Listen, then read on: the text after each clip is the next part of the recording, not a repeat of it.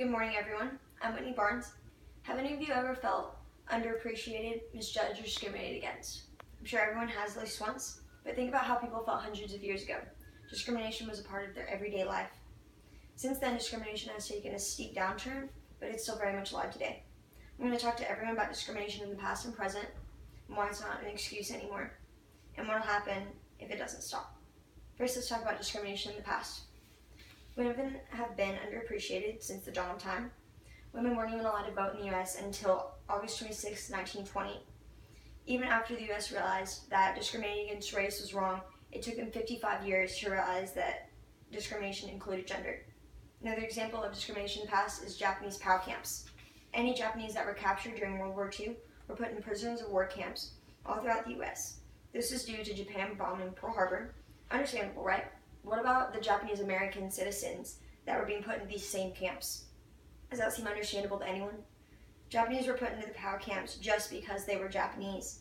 These immigrants had no part in the bombing, and they were part of the U.S. They were just as outraged as any other American citizen. So let's move on from the past to the present.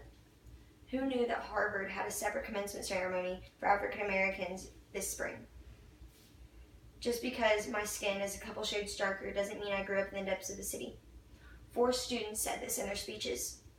Harvard said they had a separate graduation ceremony to, quote, celebrate their triumphs and remember the obstacles they faced. What exactly did they face and overcome? Just as much as anyone else, they were clearly saying that they weren't misfortunate.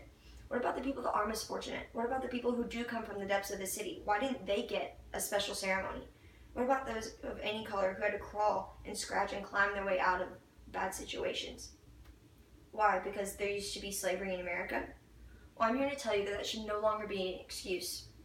The Civil War ended in 1865, and that was 152 years ago. Even if someone were to be born on the very last day of the war, they still wouldn't be alive today. That being said, that means there's no living slaves, no living slave owners from that time. We're all just people, so why should anyone of any color get any more rights or privileges than any other? There's no one alive today who's experienced slavery and no one who's had to experience those kinds of hardships. So why is it still used as an excuse to legitimize people's actions? If someone today were to make a racist remark, they couldn't just say, oh, well, my great-great-great-grandparents were slave owners. That wouldn't be acceptable. Why? Because it's not an acceptable excuse for their actions, so why is it used as an excuse the other way around? What will happen to our nation if the hate and discrimination isn't stopped?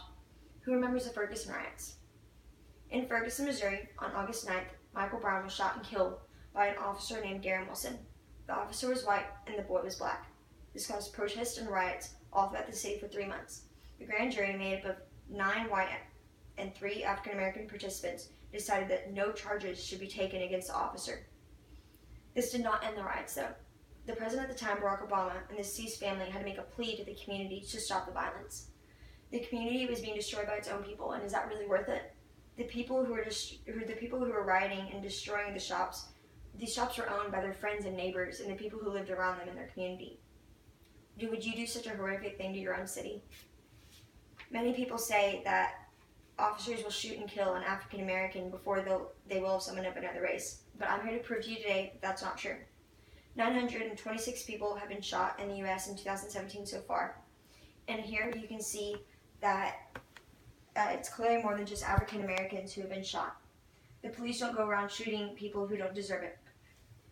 The people the police shoot deserve it, and the police are in fear of their lives or they're in fear for public safety. If I was in their shoes and I was fearing for my life, I would do the same thing they did. We have to stop discrimination against everyone. It leads to violence and hate towards those in your community, and holding hate and resentment and grudges of the past will get us nowhere as a nation. We must stand as one united and not worry about race or gender. We are all part of the U.S. and we all make it strong. My name is Whitney Barnes, and thank you all for listening to me today. You now know some examples of discrimination in the past and present, and why it shouldn't be used as an excuse, and what will happen if it doesn't stop. Thank you.